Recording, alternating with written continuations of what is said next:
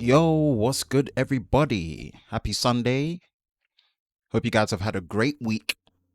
Hopefully, better than mine. Um, Welcome to Sunday night's Tech and Chill live stream show. Hope everyone is doing well. Hope everyone is safe during this very trial and testing time as we know it for 2020. And we've got 2 more days left of the August month into September. And hope you guys are good. Hope you guys are good. And the show must go on. The show must go on. If the late Chadwick Boseman can fight colon cancer for 4 years and do all the great things that he did, I have no excuse but to bring on the show tonight. I've rested enough. It's been a tough week, but we're gonna keep the show going, man. We've got some topics, we've got some vibes for tonight, man. So I hope everyone is in a good place enough to want to share and vibe tonight. So I'm going to try and keep the energy going. Don't watch. I need a trim. But we're going to do that this week coming through, man. What's good, everybody? Welcome to Sunday night's Second Chill live show, Unplugged. Your host, Ben from the Lover of Tech channel, UK-based London content creator. Hope you guys are good. We will be talking some topics around consumer electronics, man. Smartphones, more leaks, and also camera talk at the end, as we always do. 3 solid topics and maybe a bonus one if there's time, and we'll rock with it and get through it and see how it is, man. So thank you to everyone that's joining. Hope everyone is good. We're going to try and keep the energy as good as possible and make sure that we drop some stuff in. Make sure we drop some stuff in. All right. Let me switch to the chat view.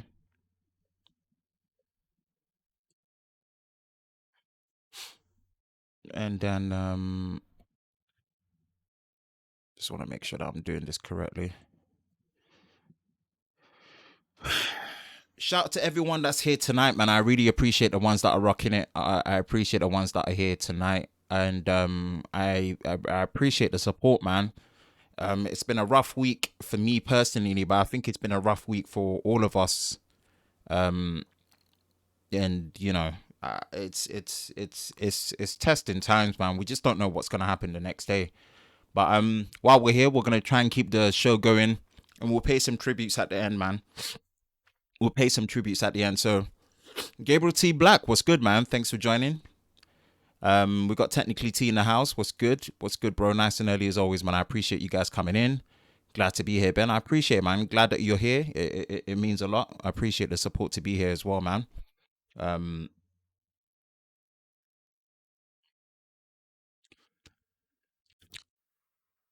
TBS, the Bionic Scoop. What's good, Scoop? Good to see you, Ben. Thank you, man. Saturday Night Tech Fights. Yes. What's good, Mike? That intro music, though. Yeah, I try, man. Thank you. I'm glad you appreciate it. I digs this for real. Hey, it's the stuff that you got to do that's a bit different to everyone else for it to stand out. And I try and take pride in my music when I do my intros and outros.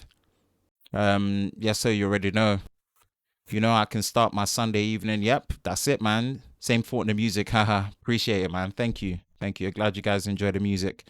What's good? Facts, man. Yeah, we just gotta keep the strength, man. Gotta keep the strength. What's good, Mr. Tech Brand, aka Mr. Trenton Marshall? What's good, Trenton? Thanks for joining, man. I appreciate you guys coming through. Um, yeah, appreciate everyone coming through, man. Appreciate everyone coming through on the chat. Much appreciated. Much appreciated everyone's support coming through on the chat, man. So hope you guys are well. Hope you guys are doing well.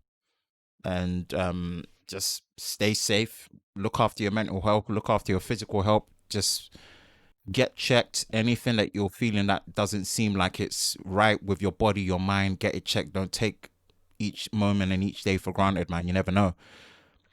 I got the Sigma 30 millimeter 1.4 today, and I might hit the strip tonight for some shots. Yeah. Out of the 3, it's actually my favorite one, not the 16 millimeter. The 30 millimeter is my favorite one out of the 3 APS-C lenses. So that's a good shout, man. It's a good buy. And it's the cheapest out of the 3. It's my favorite one, me personally. I know the 16 millimeter gets all the love, but the 30 mil is actually my favorite. The 30 mil is actually my favorite.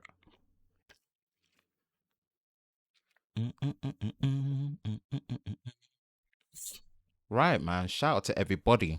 We're gonna kick this off. I've got the topics preloaded, and we're gonna hit record as well. And uh, restore chat. Cool. Shout out to everyone listening tonight. As you already know, we want to make sure that in terms of sound check and audio, we should all be good. I'm assuming so. And shout out to everyone that's here tonight. If you are watching, you know exactly what we do. One of the things that we do on the stream is making sure that we're giving you the highest and the best quality possible, video and audio wise. And when it comes to video, man, we are streaming in crispy live 4K UHD. So if you've got a compatible device, you know exactly what to do on the YouTube app. Click that gear icon, select higher than 1080p, 1440p, or 4K UHD. So make sure you do that so you're getting the best quality possible visually as well as your audio.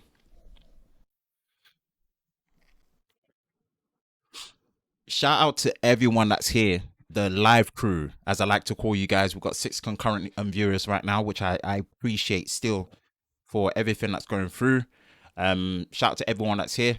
We're going to try and keep it nice and sweet with the Tech and Chill show. As you know it, 3 topics. We keep it to an hour, slightly over. Make sure that we engage with the comments. We do our conclusions, and as well as that, just do topics that are relevant for the week and going forward. Shout out to everyone else that can't actually do it when it comes to the replay crew as well. So we do have the cut down series. So if you know about the cut down series, is a condensed series of the Tech and Chill live stream show where it's uploaded usually Tuesdays, Thursdays, and Saturdays, unless otherwise. So you should have a condensed, a much more easier watch. If you're not able to be part of the live crew, be part of the replay crew of the live crew, you've got the cut down series as well, which is much more bite-sized version of the Tech and Chill show and the weekly topics that are available. So yeah, just wanted to kick that off. I'm gonna start recording. Juice up.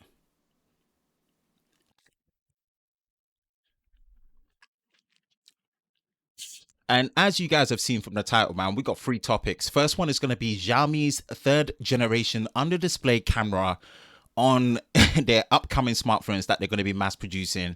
Then we've got talk about a comeback from John Prosser, and I will link the original video from Front Page Tech in the description below. iPhone 12 Pro Max with a PVT prototype model running 120 hertz on the display, and I want to share my thoughts and opinions on that and how this feature being on the latest Pro model of the iPhones is going to be a make or break decision for me buying not just the iPhone 12 Pro, but also the Galaxy Z Fold 2, because I can only really have one or the other. I can't really have both. And it's really down to Apple enabling this feature or not. And I'm going to explain why. So I'm definitely going to explain why.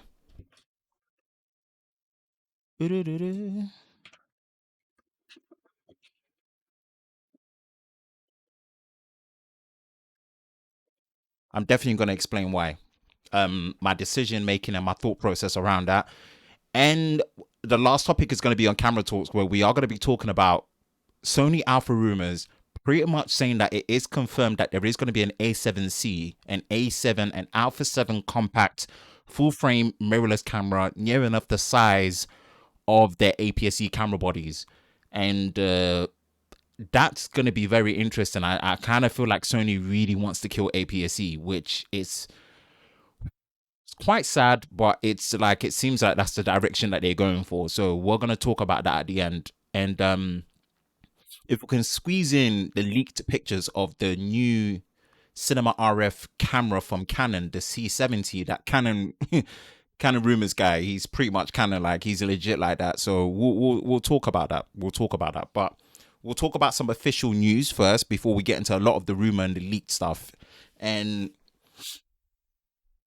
let's kick this off. So we are going to be talking about Xiaomi. Xiaomi are saying that they are now officially bringing out, and they're going to start mass producing their 3rd generation under display camera for the selfie on their premium smartphones. And I've got a blog post from Xiaomi themselves here, something that they made official. We're going to go through that. And Talk about putting the nail in a coffin. Finally on the notch. Not just on the notch, but hole punches. And what this could mean for, how smartphone cameras look like in terms of the selfie, how smartphones look like front display wise, and what that could mean for potential selfie quality degradation or none at all, and what they're doing to really work around us. So we're going to look at the blog post and we're going to get straight into it, and it should really be something that dives in straight away. So we're going to talk about that, share my thoughts and opinions on it. We'll go through the article, see where this is going, see what this means for the industry, what it means for this decade, what it means for the final frontier of how we see smartphone design now, before obviously ushering in the new generation of foldables, whether it's the folding screen devices, the horizontal, the verticals, or the folding dual screen devices like what you see from the Surface Duo. So we'll switch over.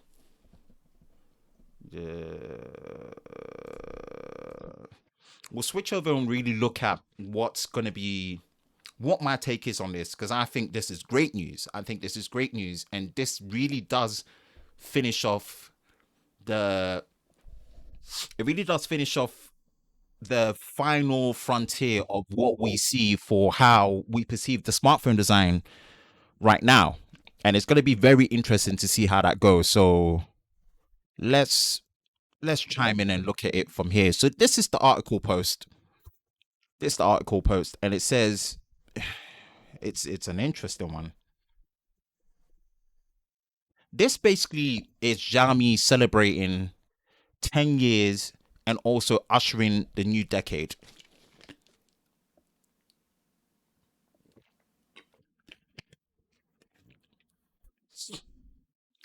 And what it says, and we'll go through the article, what it says is obviously Beijing, China, 28th of August, Xiaomi announced that they will officially kickstart mass production of the smartphones equipped with third generation under display camera next year. This marks Xiaomi's latest strategy step towards the high end smartphone segment, bolstered by the company's continuous technological innovation, which I kind of have to agree that this is innovative stuff. This is stealthy innovative stuff. So we'll go to this part here. It says Xiaomi's high-end product strategy stems from the technical advancements. Shortly after launching the mass-produced 120-watt graphene battery on the Mi 10 Ultra on August 28th, Xiaomi introduced another groundbreaking technology with mass production potential, the third generation under display camera technology. This brand new technology is able to perfectly disguise the front camera under the phone screen without ruining the edge-to-edge display effect. This is very important. Eschewing punch holes and dot drops, this technology makes the perfect full screen form factor a reality. Wow. Okay, it does. Absolutely, absolutely does. So it says Xiaomi aims to bring this technology to the mass market next year. Okay. Based on a brand new pixel arrangement solution, Xiaomi's third generation under display camera also adopts a special circuit design to hide more components under the RGB subpixels to further increase the light transmittance of the under display screen area, combined with Xiaomi's self development optimizing algorithm. Oh, I love stuff like this. Everything just sounds so nerdy and technical, and I love stuff like that. The new under display camera offers a fully updated photography experience matching the image performance of conventional front cameras. That is where I really, really want to see that tested. That's why I really want to see that tested. And, Xiaomi was founded in April 2010. And this is something that they're really wanting to celebrate. And they want to also show that they have innovation next to the likes of the Samsungs, next to the likes of the pioneers, that really, get things going. And I don't know about you. I think this is going to be a quick one. I don't think it'll be a quick one because my conclusions, I will have a lot to share about how they're marketing this, what this means, and what this means going forward for not just Xiaomi, but for the industry. And it's, oh, wow. What a great time to be alive. And I don't say that in the lightest at all. What a great time to be alive. Wow. Let me take a drink and I'll give you my conclusion. Okay, so third generation. Firstly, where's the first generation? We never saw the first generation of this technology in any smartphone from what I know of head. If there is any phones that came out with the first or the second generation, please let me know. I'm more than happy to concede. It might have come out and I would have completely missed it, but I don't remember seeing any videos from any of the big guys or any of the small guys anywhere of the first and the second generation. So how they labeling this third generation, it must be an internal thing to make them feel good, like they're really, really advanced and stuff, which obviously they are. But that's the first thing I just want to question. Where was the first and the second generation that we didn't get to see? Second, thank goodness. I'm a big fan of all screen, right? I'm a big fan of all screen. I just finished scripting my review on the Realme X50, and man, I don't mind notches. No, no, no. I do mind notches. Let me take that back. I don't mind hole punches, but the dual hole punch and hole punches, I'm ready for them to die. I am ready for them to die. I'm ready for them to kick it in the bucket.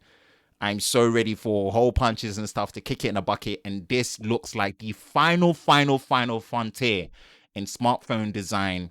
And this is impressive. Secondly, conventional cameras. Like it said in the post, how close to performance wise are we going to get to conventional cameras that don't have this level of obstruction or trickery or witchcraft or technological advancements there? It's well good enough that they're saying it, but how close are we? What's going to be the distinguishing difference between what we're seeing there with the under display camera versus the normal conventional glass cameras that we're seeing with their optics? That is going to be a very interesting one. It was already impressive how they were able to cut a camera hole into a display anyway, let alone now hiding it and disguising it. That's something that it just blows my mind, and it just makes me think that as much as we love to critique these products, and I think it is our jobs to critique these products as much as possible for them to keep getting better. It gives us something to talk about as well. It makes it much more engaging. It makes it less bland, and it makes it much more meaningful to get that real feedback. But I take a step back and I'm thinking, even in this short space of time, from how I looked at the S6 series and the Edge series, and I was blown away. That is in a short space of time for us to have gotten to this point now that cameras are hiding under displays. I'm just amazed.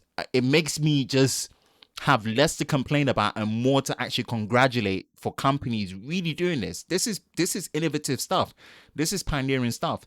And what this could be and what this could lead into in terms of technological advancements is having a Face ID module, having a complete Face ID module hidden under hidden under the camera.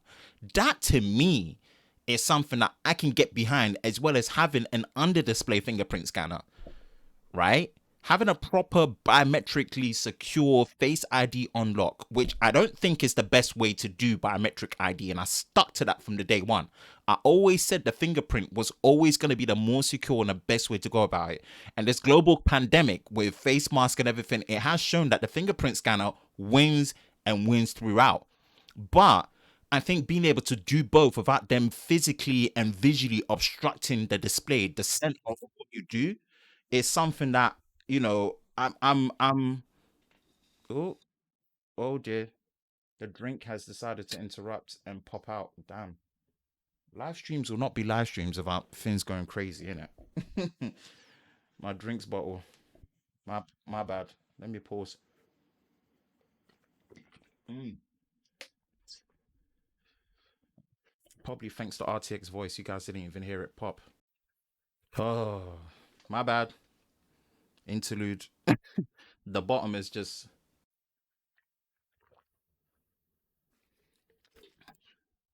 yeah, that's kind of funny still. The bottle's gone pear shaped. Um, so to have that level of advancements, imagine your Apple still being Apple, which we're gonna get to a bit later, are still sticking with the same design. and that notch is obtrusive. It's so obtrusive. So to be able to have a clean advancement in terms of viewing experience and have cameras hidden, biometric, biometric sensors for facial recognition, for more depth and accuracy and more security hidden under the display. I gotta give Xiaomi credit here, man. This is amazing stuff, and the fact that they're mass producing this and they're looking to bring this out 2020 ending in 2021. I cannot wait.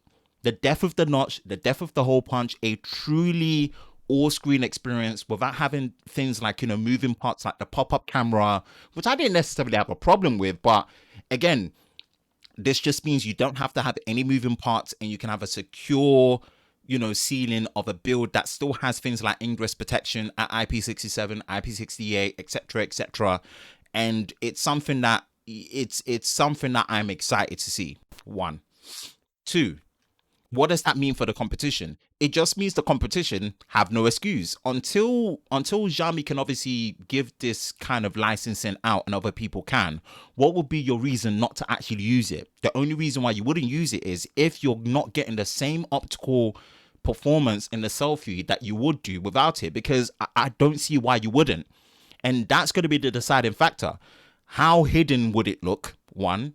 Two, how much is it going to affect the optical performance of the selfie when it comes to your photos and it comes to your videos? That's going to be the deciding factor. And I think even just to get to this point, I'm impressed. I'm genuinely impressed. Now, mass produce it, put it in a smartphone, and let's see what it's got to offer.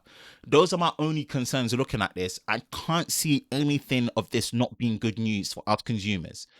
Last thing I want to touch on is character in aesthetics. How will smartphones in terms of design stand out now that you can't use the hole punch to distinguish the look of your smartphone?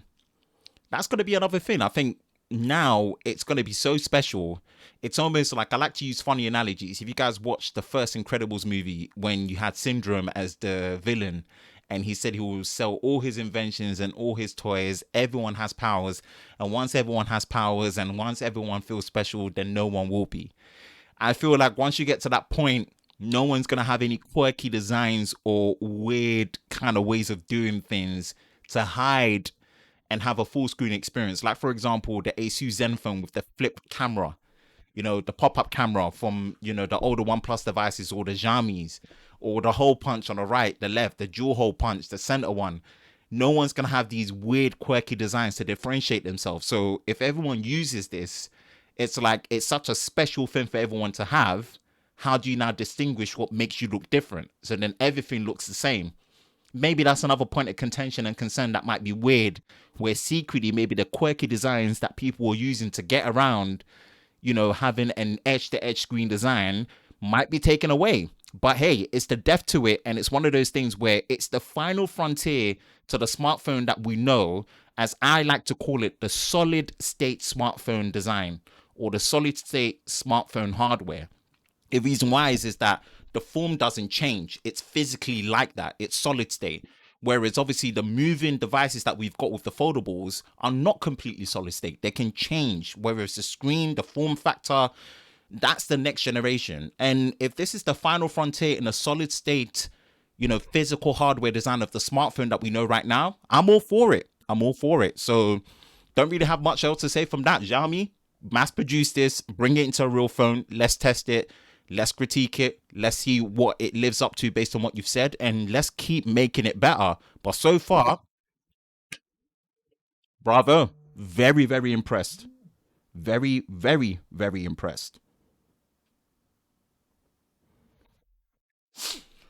Whew. All right. I'm going to jump into the chat. See what's good with everyone.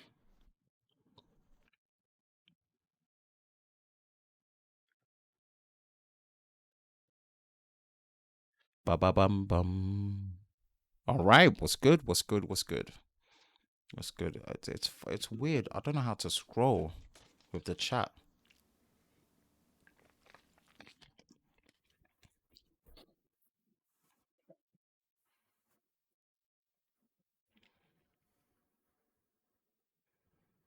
Hold on.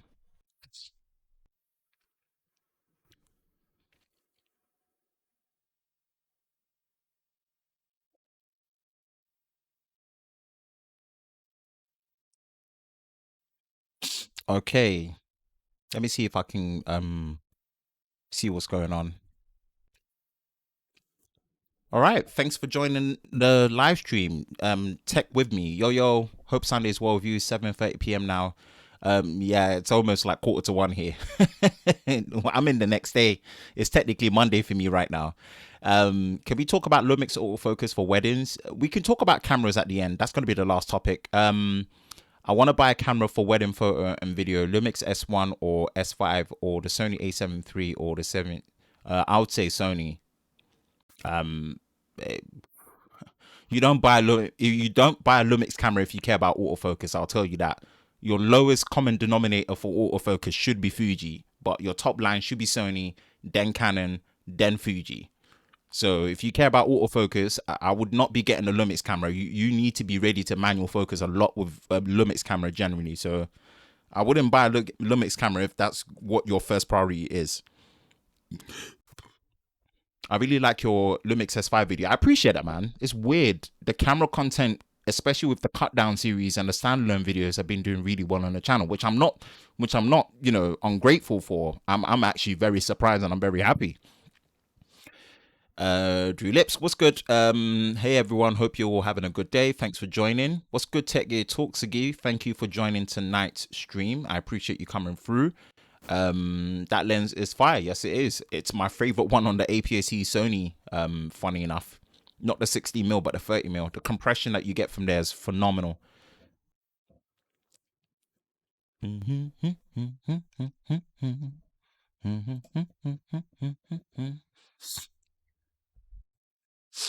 Oh, let me take a little pause. Oh, this thing flipping exploded. Sparkling water. It has a mind of its own, I'll tell you that. Yeah.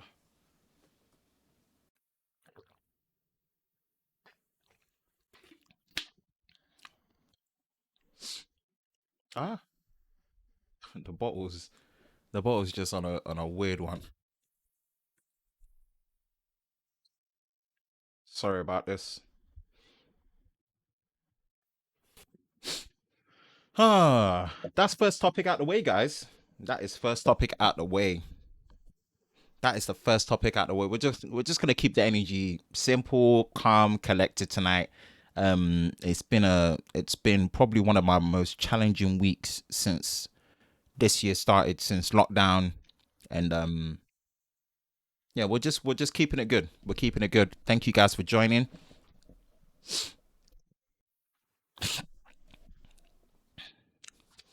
And thank you guys for joining Sunday night's Tech and Chill live stream show. Hope you guys are doing well.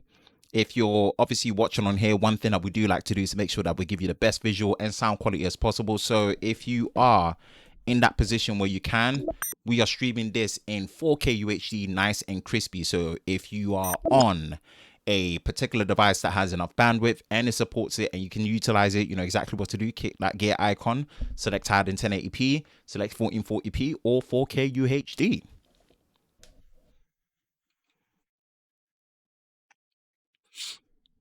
All right. First time joining the stream. Do you think the Surface Duo is being overhyped? I don't think so. I don't think so at all. I don't think it's been overhyped at all. I think it has great potential, and I think people are not open-minded enough. Again, I did a whole live stream on it last week.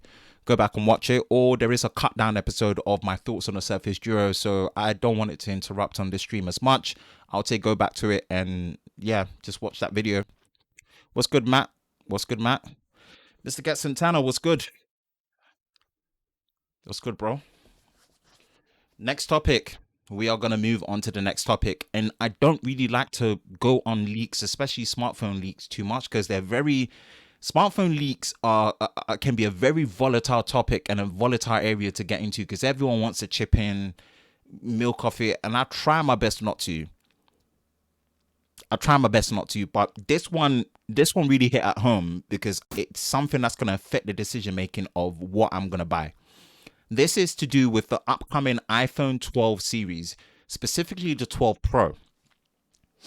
But there's two models apparently of the 12 Pro, which obviously makes sense. We're talking about the iPhone 12 Pro and the iPhone 12 Pro Max. Now, the one we're going to be talking about more is the iPhone 12 Pro Max. Now, this is a massive return Shout out to John Prosser, Front Page Tech. I will have the original video linked in the description below, as well as in the cards as it pops up as well. This is based on his latest tweets and his latest video, which I'll show the tweets as well as parts of it. So credit to him. On this is some next advanced level leaking. Like, I've not seen leaks like this ever off head. This is a lot. This is a lot. This is a lot. So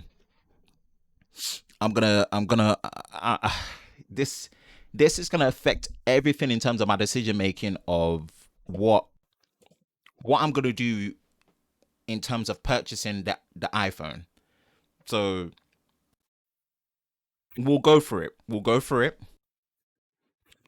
We'll go for it, and we'll look at it, and yeah, we'll take it from there. Let's put it that way. Let's transition.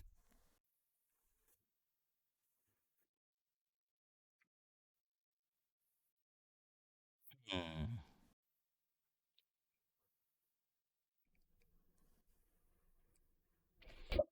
Let me take a sip.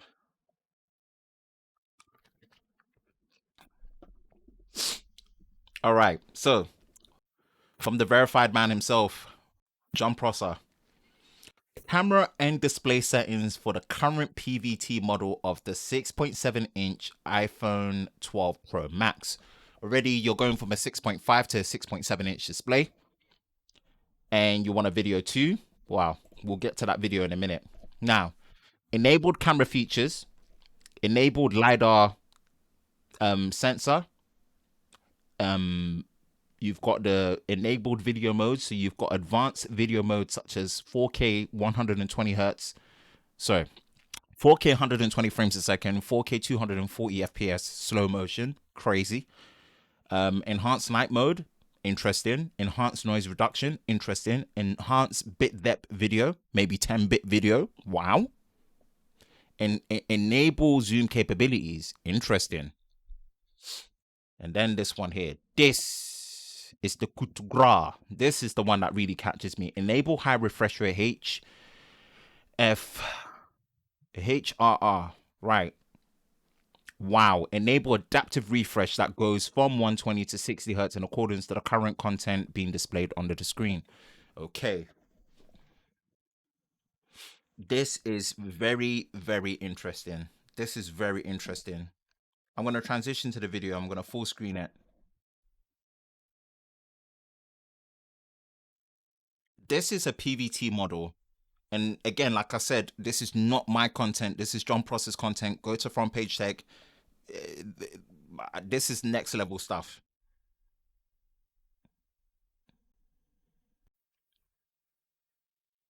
So this is wow.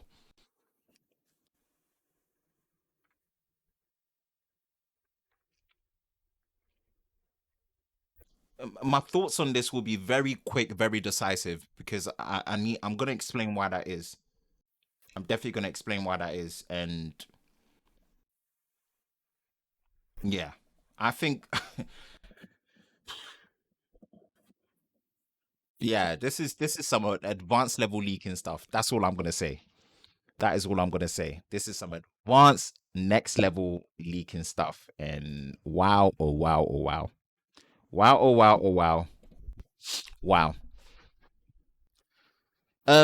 I believe a couple of people did videos on this, and I think Viper did a video on this because this is not a guarantee. This is like some last minute Hail Mary, as Viper called it, testing to see if this can be done. Apple Apple have no excuse not to get it done on the 12 Pro models. I don't care. Like, I've made this analogy, and I'm gonna say it again. I honestly do not care if you don't care whether you see a difference between 120 hertz or 60 hertz. It does not bother me. My analogy that I've used of it is that these phones are getting so expensive. Let me drop the same analogy that I dropped before. If you're buying a high-end grand touring car, and I'm gonna use me and my wife as an example.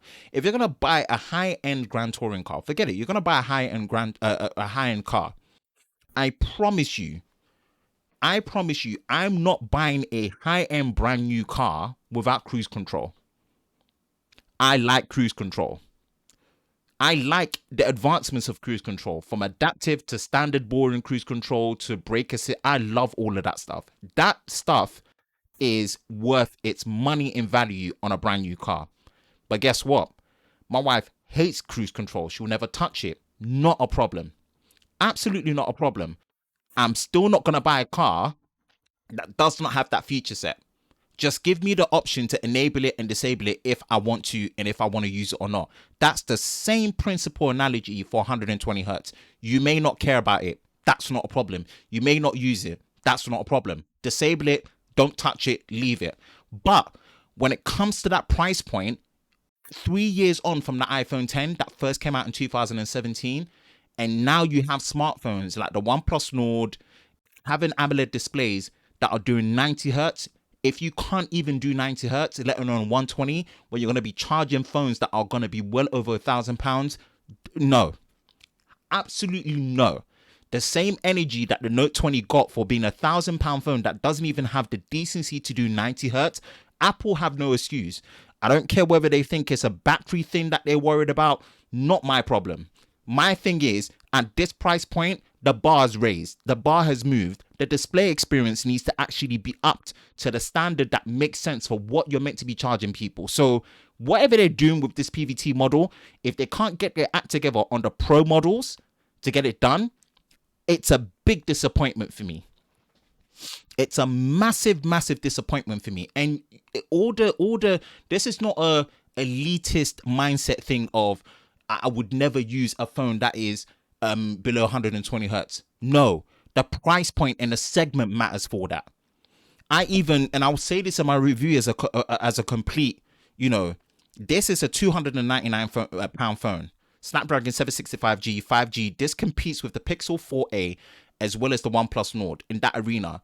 And this has an LCD panel at 120 hertz. And I think it's not, as much as I enjoy it, I would have rather them gone for a 60 hertz 1080p panel that was AMOLED and maybe 90 hertz than to go 120. At this price point, there's no need to really focus on 120 hertz. Why? I'm using a smaller iPhone. That's what I'm going to say. I'm using a smaller iPhone that has a 60 hertz display. And for the price point and where it sits, I don't have an issue. But when you get to a certain price point, you can't make an excuse for not being able to do it when across the board it can be done. That's my opinion. One, Apple have been since the second generation iPad Pro, Apple have been big advocates of 120 hertz. Fine, they're using LCD, but now Samsung have a 12.4 inch Tab S7 Plus that has quad high definition and 120 hertz at the same time in an AMOLED panel. The bar's been raised, and anyone that makes excuses for Apple not doing this is part of the reason where it's almost like, oh, because Apple bring out a new phone and people are going to buy it anyway, it doesn't matter.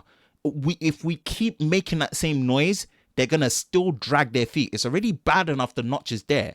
The notch only looks smaller because the screen has gotten bigger. It's the same size notch. It's an illusion based on we've made it 0.2 of an inch bigger, so the notch looks smaller. They've made no effort to shrink it and make it smaller in any way, shape, or form to make the display less intrusive. That's already going to be an eyesore for me, honestly. Having that, after experiencing the OnePlus 7 Pro and having a true all-screen experience, to go to that, it's going to be an eyesore. At least make it less of an eyesore. Give me 120 hertz to make the viewing experience much, much better. Make the typing experience already what was exceptional, even more exceptional, and just making the perceived speed of something that is meant to be lightning fast even faster. We've been experiencing on the iPad Pros 3 generations in. Why can't you give it to us on the iPhone? What would be the justification? We're probably not going to get bilateral reverse wireless charging. We ain't going to be getting anything special when it comes to the super fast charging. We might not even be getting things like chargers and cables and stuff in there already. You're already robbing us. Saying 5G as a selling point, fine. You've got to give me that. You've got to give me that, and you've got to give me that level of accessibility to disable. And I'm in this position where, honestly, on a monthly, the iPhone 12 Pro Max will probably be the same price as the Z Fold 2. I kid you not, it probably will be. Because iPhones most of the time come out with a marked up higher price on a monthly contract than you buying it outright, where Samsung's either break even or become cheaper. When a folding screen phone can have quad high definition and 120 hertz at the same time on an AMOLED panel that is bright, and you as a standard solid state device 3 years on from when you first introduced AMOLED, you still haven't been able to do that. To me, that's it's already bad enough I'm having to put up with another year of lightning, and we might not even be getting USB-C. Your only device within your lineup that doesn't have USB-C. I have to put up with that. Have to put up with the notch. Have to put up with not having an exceptionally big battery, even though the battery is well optimized. I have to put up with not having any special charging technologies that can charge my phone from 0 to 100% in 20 minutes. I have to deal with the fact that the fast wireless charging isn't really that fast. There's a lot that you have to deal with in the name of Apple ecosystem, and it just works in iOS. I'm okay for that. But please, please, please, at least all I'm asking for is that the central integral part of how I interact with the display and the device, make it the best possible. But yet there's this drag and pull of, is it gonna come? We're testing it, it's last minute. And this is for the Pro Max model. We're probably not even gonna get on the Pro. And what makes me sad is that it was the Pro model that I wanted to go for, not the Max. Not the Max. I actually wanted to get the Pro model and have, just for this one, for testing purposes, have a much slightly smaller phone from iPhone. I've not had an iPhone since the iPhone XS Max. I mean, I've got the smaller one here, but I mean the latest one, up to date. You know what I mean? That's my thoughts on it. And I'm sticking my guns to this. I'm sticking my guns to this because it doesn't matter. I don't care about it. If you don't care about it, not a problem. No one said there's an issue with you. Just don't enable it. Sorry. Just don't enable it. But it does not mean it doesn't need to be there. Simple as. It's as simple as that. So if Apple don't come through on this, I don't have a good enough incentive to buy an iPhone. Sorry, I don't have a good enough incentive to buy a Pro model iPhone. Then it's only worth getting the 12 and 12 Max, the normal ones. Honestly, I wouldn't waste your money. What are you? There's a lot of things that is not going to change already for a 12 model phone or a numbered upgrade, and then you can't get the best viewing experience in terms of fluidity. But you've been able to enjoy that on your iPad Pros for years now, and they still can't do it on this phone. You have to possibly wait another year. That doesn't sit well with me. It doesn't sit well with me when you're not getting a truly all-screen design. The notch is still going to be there. You're not getting Touch ID return, especially during this pandemic where it's proven that the fingerprint biometric is the much better and much more secure and convenient way to unlock your phone biometrically. You're not getting USB-C. You're not getting a bigger battery. You're probably getting a smaller battery. You're not getting a charge. Hear how that sounds. And anyone that comes to me with that energy of it's going to sell anyway, great. But how are you getting your value? Where's the value proposition? And I hope the same energy that we gave to the Note 20 for all the shortcomings, I hope people go on that same energy with the 12 Pro series, especially the Pro series, if Apple don't come through at least with 120 hertz. And I'm waiting. You'll really start to see people. I can't see myself, shelling that money when I know monthly it's going to be near enough close to a Z Fold 2, which is a newer generation type of phone in terms of design, aesthetics, hardware capabilities, software capabilities. It's a folding screen phone. It's much more elegant, and it can do quad high definition, true quad high definition and higher and 120 hertz on an AMOLED panel that is bright at the same time. And you can't do that, and that screen is folding. Let's hold a bit of standards to what a pro device really is. And that's how I'm coming for this. That's how I'm coming for this. And if that's the case, I won't get a Pro model. I might get the normal one. It depends. But I know that I'm more geared up onto getting the Z Fold 2. Unpacked Part 2 is on Tuesday. And I'm excited to see what that's going.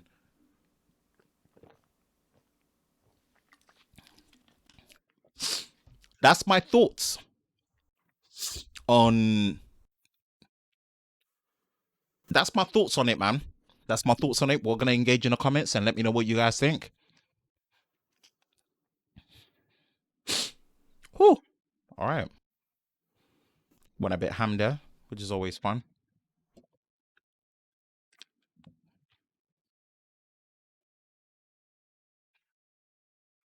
All right. Let me see what my people are saying. All right, cool.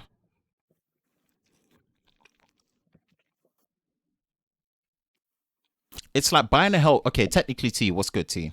It's like buying a Hellcat and not being able to use the red key. Exactly. Exactly.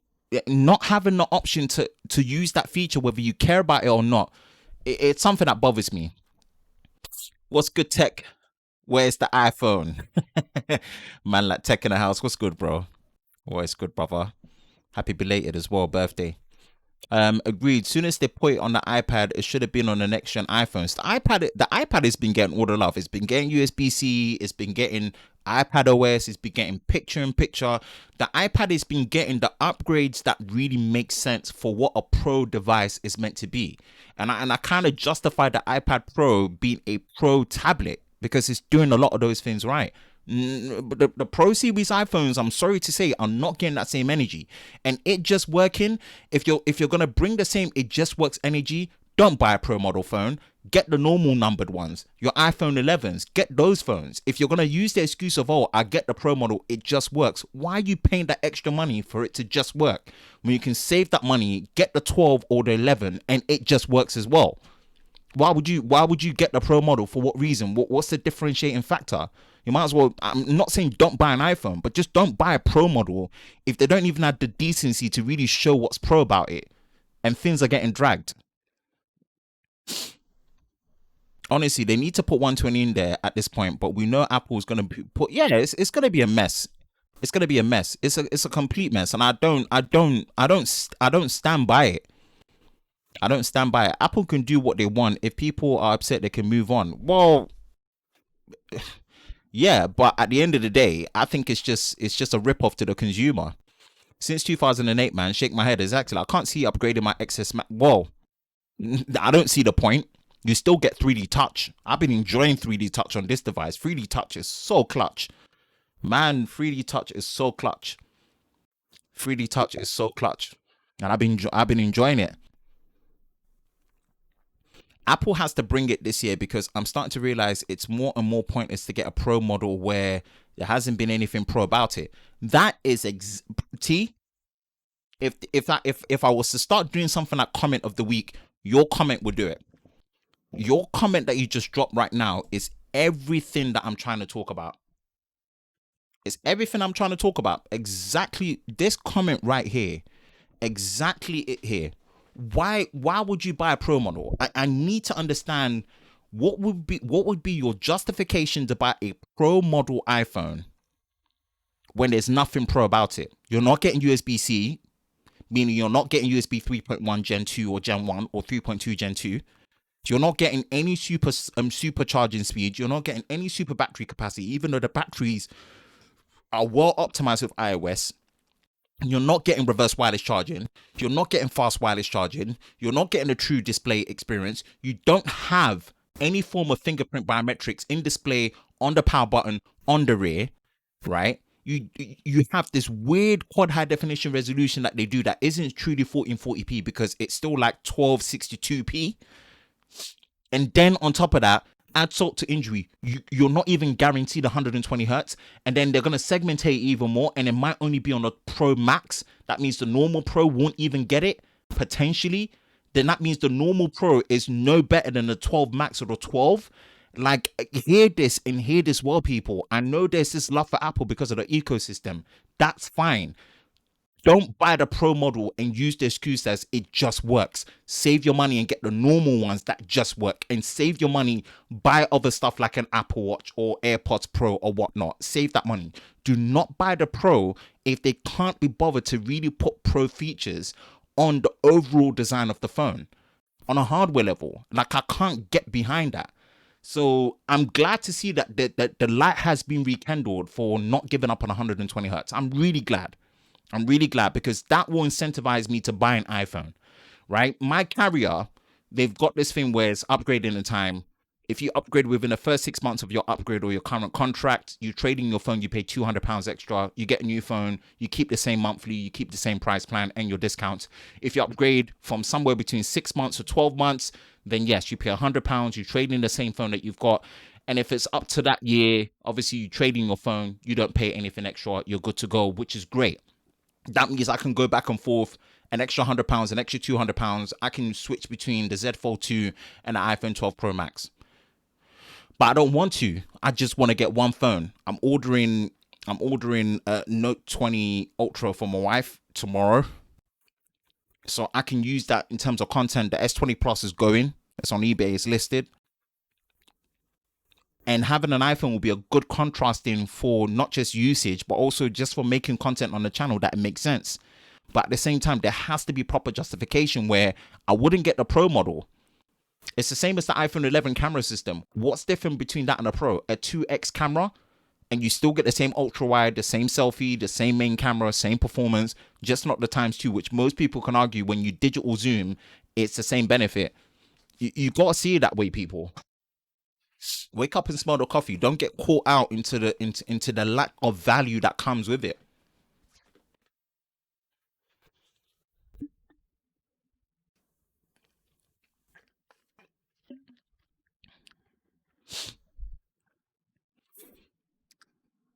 Matt Santana was good. So, been using the regular iPhone 11 just fine. Even as someone who wants the latest, never saw the value of the Pro models. Maybe this year, you might still not see the value of the Pro models this year, bruh. You might not even see the value of the Pro models this year. I'll be straight. Also, it just works. So does my current iPhone. Exactly my point. The whole it just works. I buy it at a certain point. Come a certain point, I need it to more than just work. I'm paying more. I need it to have some bells and whistles so that when I want to, I can tap into it and have more than it just works. Have more than it's just okay, or it's I need more. You've got to give me those options. Do you think people will spend that extra money on these newer generation supercars, Grand Tourers, new Teslas because it just works? No, they need something more exciting. No one's going to be buying a Tesla, right? And not use the autopilot or the auto drive features and the auto braking features. They could save that money and just get a car that they can drive themselves. Those features is what sets it apart. And they may not need to use it, but when they need to tap into it, guess what? That option is there. That's what the 120 hertz is about. It's not about without it you can't use a phone. Both the phone I'm going between a 60 hertz display phone and also 120 hertz display phone back and forth. But it's relative to the price points that these sit at that it becomes a priority or not. From that price point, boy oh boy, you can't tell me that it's not important to have these features for me to tap into. I'm sorry. So yeah, Sagi, here's how I look at it. Look at it. It just works. Can be a tiebreaker, but if you're so far behind, nope. Exactly. You can't. You can't. That's the beauty of Android. Sure, 120 hertz might not matter to everyone, but having an option there is what makes it worth it. Thank you. Exactly. I've had this conversation with you every year for many years, bro. Why do they need to change? They still sell, other brands still sell their product as better than iPhone. iOS is addictive. Yeah, that's fine. Save your money. Don't buy the Pro model. That's all. Just don't. The analogy is not to not buy an iPhone. The value of iOS stands. I've made a video on why iOS is the Godox operating system on my Acapella series. So go watch that, and you know exactly what you mean. And that's not an issue, bro. I'm using an iOS device right now, and I get it. I do get it. My point is not to not buy an iPhone. Why would you buy a Pro model iPhone? What's your reason? You buying it as a Pro model iPhone that is the latest one as a status symbol. It's unwise. It makes no sense. You might as well, especially if all the displays are going to be OLED, you might as well save your money and get the 12 Max or the 12 and just call it a day. Why would you buy a Pro model? It's not because I have anything against iOS. iOS has its place. The value of iOS is there. Why do you want a Pro model device that has no Pro features? No 120 hertz.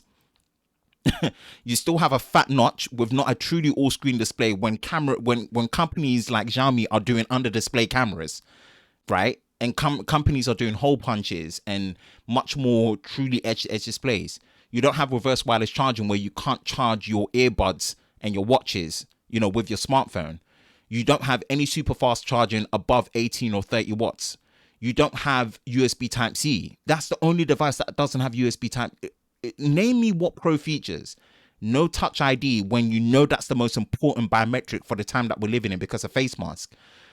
I've listed more than a handful of things that don't make this pro device there. And all we're asking for is at least get your act together and doing 120 hertz. And that's going to be a sketchy one where it might only be on the Pro Max model. You might not get on the normal Pro model. What are you exactly paying for? 5G? Really? That's my drop. That's my drop.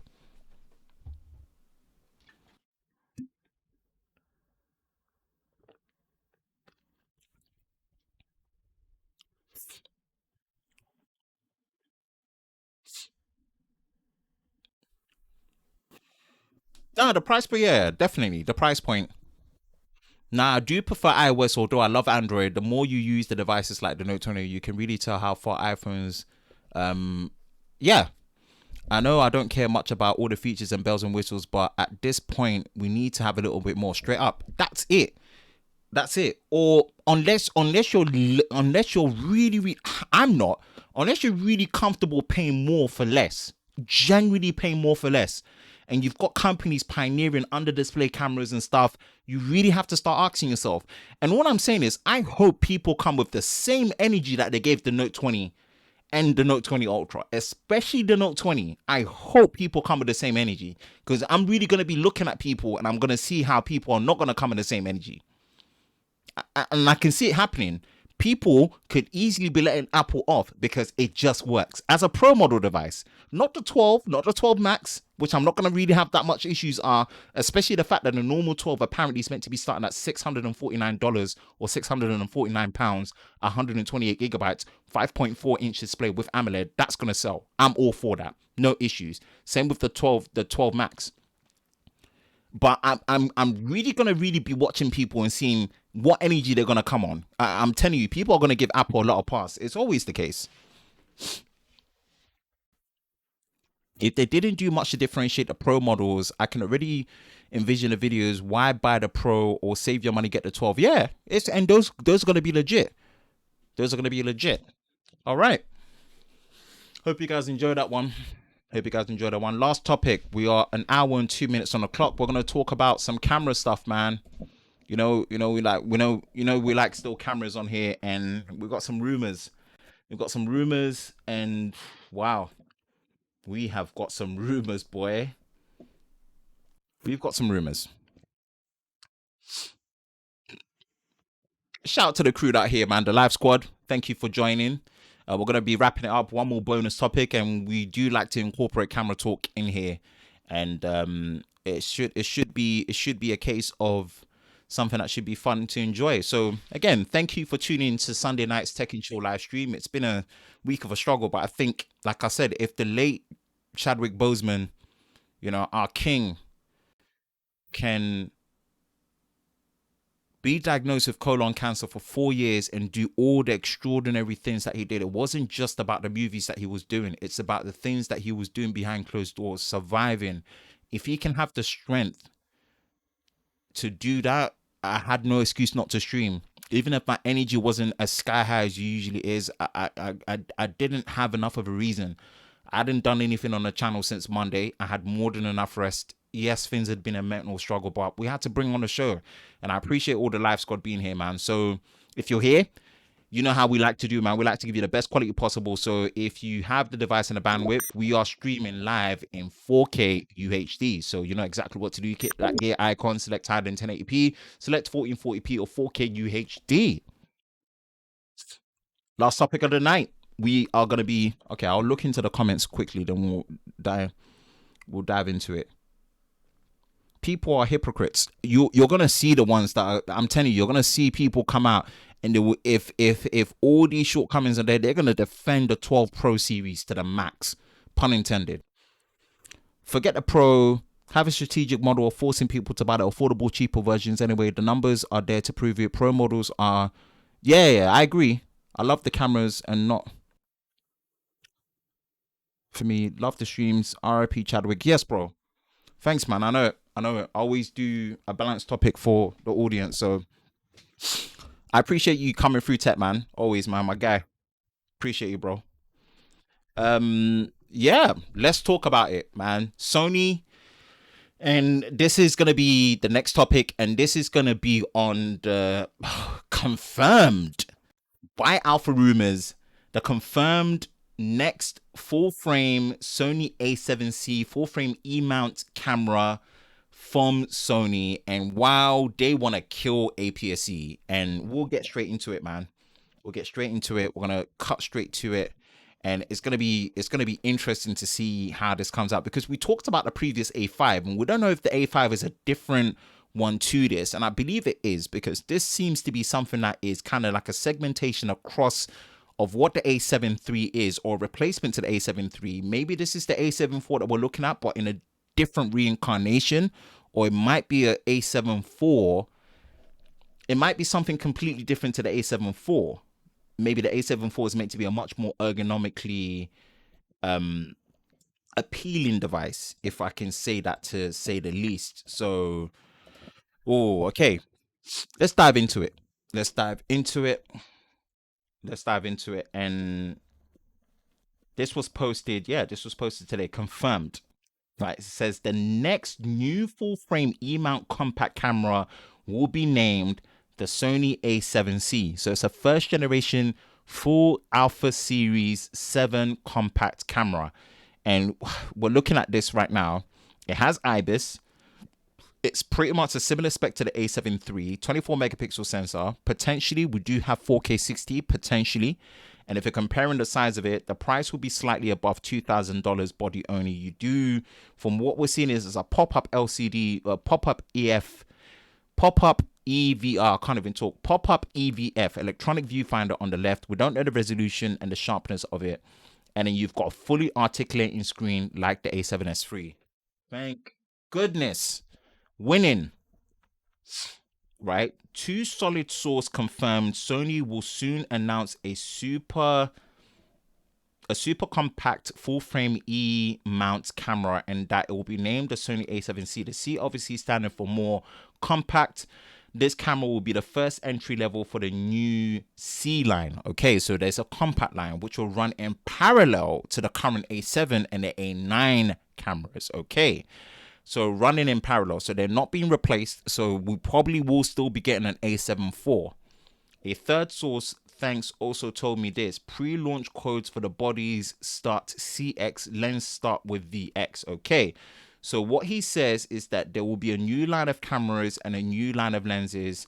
My guess is that the V lenses will be a much more very compact ones for the A7C. Interesting. Sony's goal is to make a super compact full frame series for vloggers and travelers. Cool. The camera having a pop-up EVF smaller than the A7 III body size and a new lines of compact lenses. Interesting. In mid-September, you will have it. Pretty much September starts on Tuesday, so we're really around the corner. Similar specs to the A7 III, 24 megapixel with the same AF performance, hopefully slightly better. You have the same articulating display as the A7S III, all wins. Same body size as the A6600. Wow.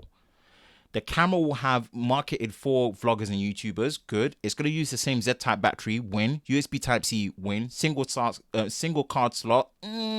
Makes sense.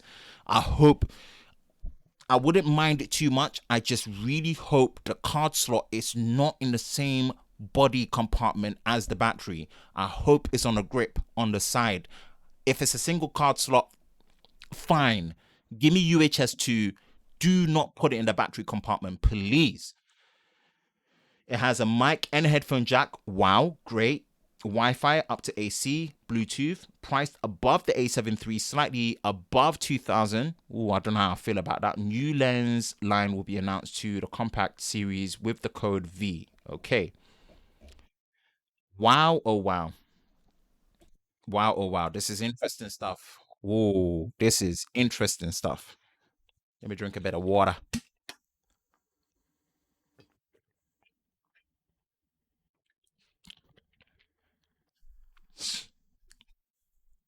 Wow. Sony are really doing bits. Sony are really doing bits. While people are still waiting for the A7S3s to ship end of September, unless the ones that are using it pre-production, this is phenomenal news. We've got A5, which is meant to be the Canon EOS RP compact full frame body, competitor. Hopefully that still comes through. We've still got an A7 IV, and then we've got this new A7 compact series. And I think if they incorporate 4K 60, which they can, I think there will be a mandatory 1.5x crop. I hope there isn't. I can deal with a maximum mandatory crop of 1.29 or 1.3x. 1.5x mandatory crop on any sensor size, whether it's micro four thirds, whether it's APS-C, whether it's full frame. I'm talking about additional crop. I'm not talking about crop factors. People need to know the difference between crop factors and additional crops depending on what shooting modes that you're shooting. And it does not matter what the sensor size is. Additional crops change framing, right? It's better to have a micro four thirds camera that shoots 4K 60 with a full sensor readout with no additional crop than having a full frame camera that shoots 4K 60 with a mandatory 1.5x crop or above. I promise you that. I stick by that. It's not about that. It's about the processing power and having additional crop or not. I think they will incorporate some form of additional crop, but I hope the additional crop only hits as far as 1.29 or 1.3x. And I think that'll be manageable. That'll be understandable because this is a compact body. It's going to need a lot of processing power. I don't know how they're going to manage the heat, but Sony have done a lot better with the heat management with the new passive internal heat cooling that was demonstrated in the A7S3. The fully articulating screen, and I hope it comes with a full touchscreen like what you have with the new Sony A7 III with the new menu system. Instant win. Now, what we don't know is, and I think Sony are going to do this right. I'm sure there will be unlimited recording. It seems to be something that they're cementing very well, like going forward, which I have more faith that it will have unlimited recording. I have more faith that it will, I have more faith it has unlimited recording. I have all faith they'll put all the color profiles in. From when you've got the ZV-1 having all the color profiles and S-Log, they're going to definitely put that in. We don't know anything about the level of chroma subsampling or bit depth. In terms of body design, I have a feeling that we're not going to get full-size HDMI. It will be a shame, but I hope if they don't put a full size, they move away from micro and at least put mini. At least put mini. Or at least put a USB-C port in there that supports display port and HDMI output. I would rather convert a USB-C video out to HDMI than deal with that janky trash of a micro HDMI port. I'm sick of that port. I'm sick of it. Period. I'd rather deal with USB-C with display output or mini HDMI as a bare minimum rather than have full HDMI. Micro HDMI needs to die to the ground and let it be, not even a slow death. It's been slow enough. I just want it to die. So we don't know. We don't know where the position of the SD card slot is going to be, but I do not want it in the battery compartment. If you're going to give me a single slot, I don't want to say fine at that price point because my Fuji X-T4 is a £1,500 body. Yes, it's APS-C and it has a dual UHS-II slot on the side, nowhere near the camera part, the battery compartment. That's what it's got to be here. Apart from that, man, Sony are bringing heat. This is exciting stuff. A5, A7C, A7 IV, A7S3. Wow. That's a lineup. I don't know what you guys think. I think that's a fire lineup, no heat. So I'm excited to see how this comes out, man. Confirmed. Alpha Rumors has been a bit more on point. Not kind of rumor guy is on point, but he's been on point enough, especially with the A7S3. So we'll see how it goes. That's my thoughts on the rumored A7C first generation. Oh, onto the chat. And wow, sticks out, man. Shout out to Technically T, bro. Thank you so much. Honestly, thank you so much. Shout out to Technically T for the super chat, man. I need to get like some soundboard stuff. I'll work on that, man. I'm gonna work on the soundboard stuff and get onto announcing people that do it, man. Bro, during this time, you don't know how I couldn't really express how much it means for you to drop this super chat for real. And I don't say it to, sound cheesy or corny. It means to me right now, the situation I'm in, it means the world for you to drop this. It's I appreciate it, man. I appreciate it. Tanner's so lit, big bro like Tanner. Thank you as well. You as well, man. From early, you've always been super chatting and supporting, and God bless you. I pray that comes back to you multiplied. Thank you for the super chat, Tanner. Thank you for joining Team Lit. I appreciate it, man. Gabriel as well. Gabriel T, this is your first time on a stream and you're dropping a super chat, man. Seriously, you guys are.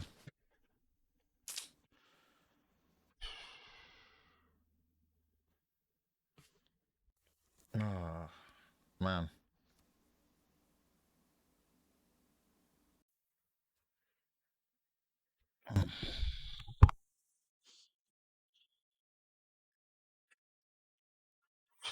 Ugh, you guys are getting me emotional still. I ain't even trying to break down on the stream tonight. Ain't even about that.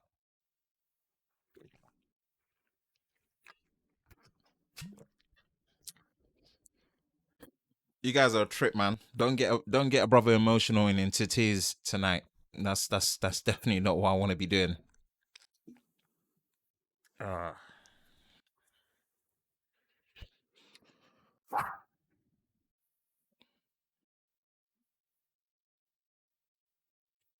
yeah. Uh, yeah, Mike, Mike as well, man. Uh,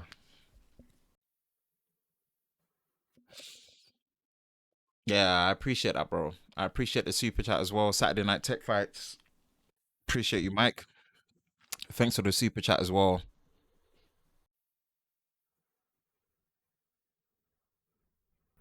Thanks for the super chat as well, man. Oh, you lot, chill. You lot, chill.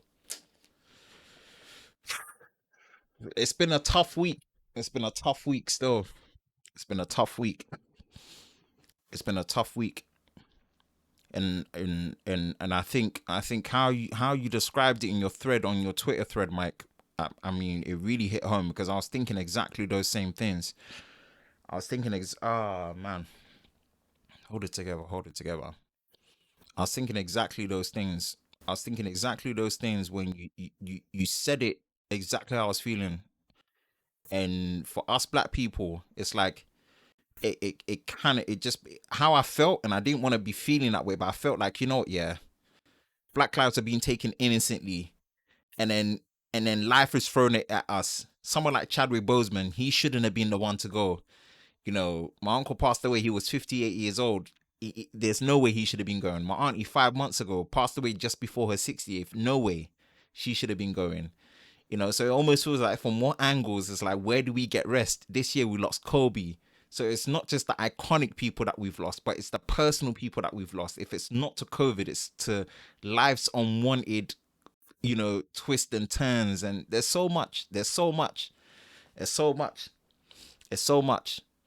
And like I said, man, I'm grateful to have life. Forget what I even have. Life. Right. I'm grateful to have that. But the mental weighting of like dealing with the losses, the mental weight of like, I'm gonna end the stream soon, but it's like I feel like I need to get this out of my chest.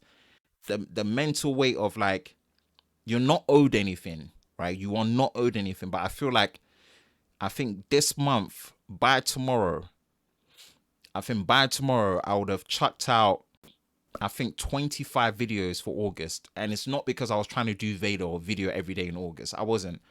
It's just something that I was able to do without burning out.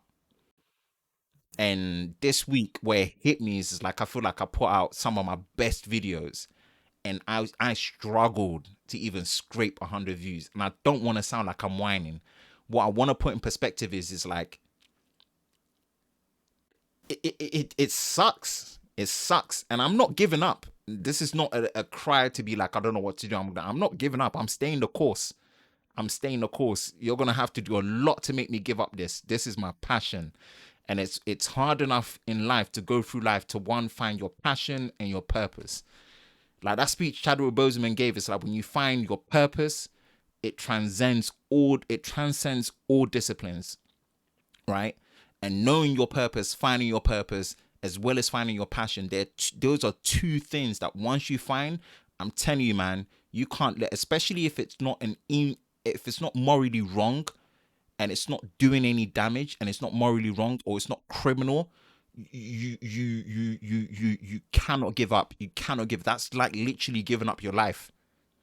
That's like, and but it sucked. It sucked. Then to get the news, and then to sleep, you wake up and you see the news about Chadwick. It hits. It hits.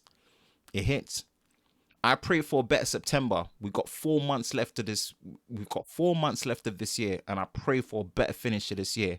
Things just won't magically turn good when it's 2021, but I hope things just start turning good now. We need some wins. This is the biggest lemon year that we've had globally and individually.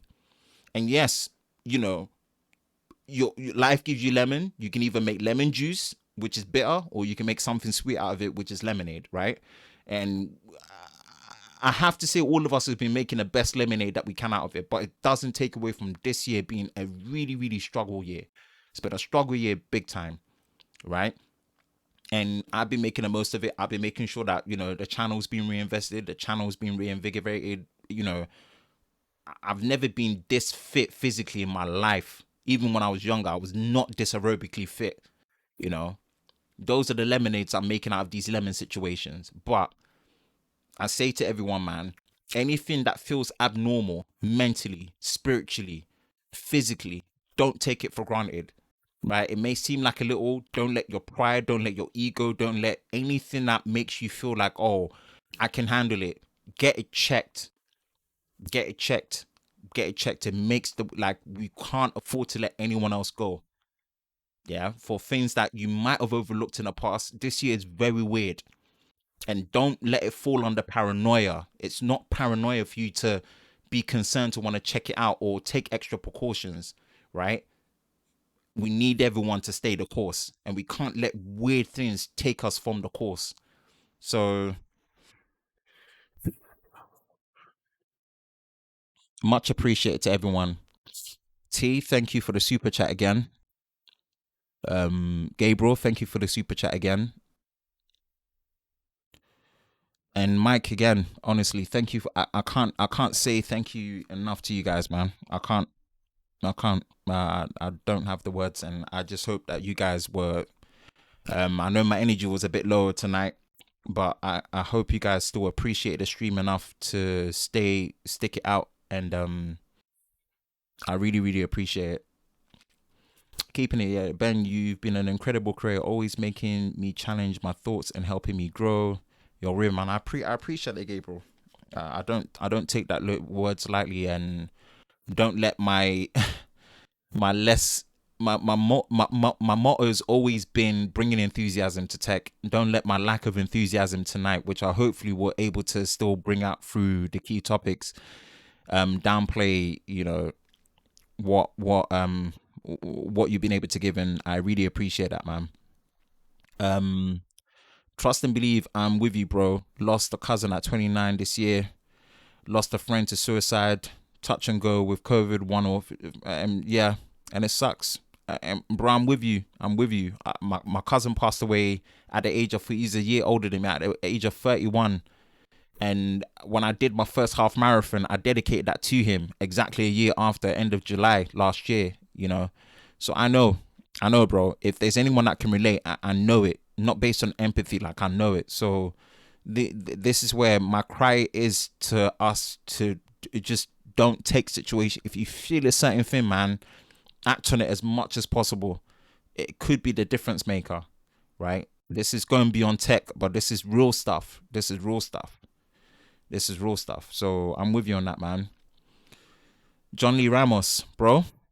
You be my family from day, man. I appreciate you. Thank you for the super chat. Thank you for the words of encouragement. Thank you for the support, man. I've got your back as well. So, I appreciate you, man. Yeah, man. Always going to be here no matter what. I hope we ease your mind a little. Sometimes that's needed. Yeah, man. Yeah, bro. Honestly, man, I'm there. You know, I'm a bit slow, but my I wasn't gonna stream tonight, but honestly, my biggest strength, as they say it, man, it was the power of the Black Fanfare. If if Chad, like, I keep thinking about it, and people that missed, and they were making the small majority that were making fun out of him for the weight loss without knowing the guy, what the guy was doing on a humanitarian level, as well as on an inspirational level, and then on an entertainment level, right? 4 years to be able to have pulled off all of those things, I had no excuse not to be able to stream. There was no excuse. There was no reason. I had zero reason not to. So,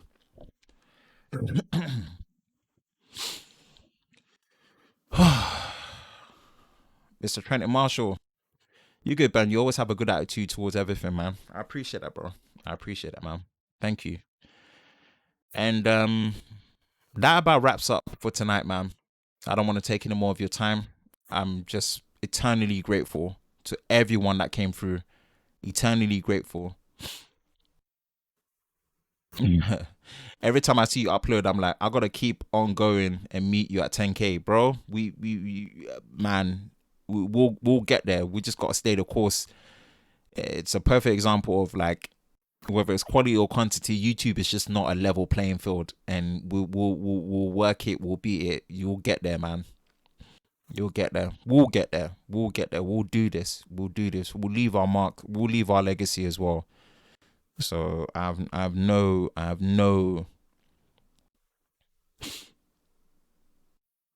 worry about that. No matter how difficult it is, so long as we can keep breathing and we're healthy, man, we're gonna do this. So, guys, that is it. That is tonight's show. That is tonight's show.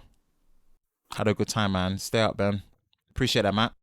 He inspired me to push like I've been doing, man. Bro, who else is who else as being your own encouragement is the most important thing, but the difference when you've got your people that back you, trust me, it makes a big difference. So I always said, man, if if if if I'm complaining that I'm not getting the support, it's not going to stop me from doing it. But then why am I not giving it? So I can't complain if I'm not giving it out.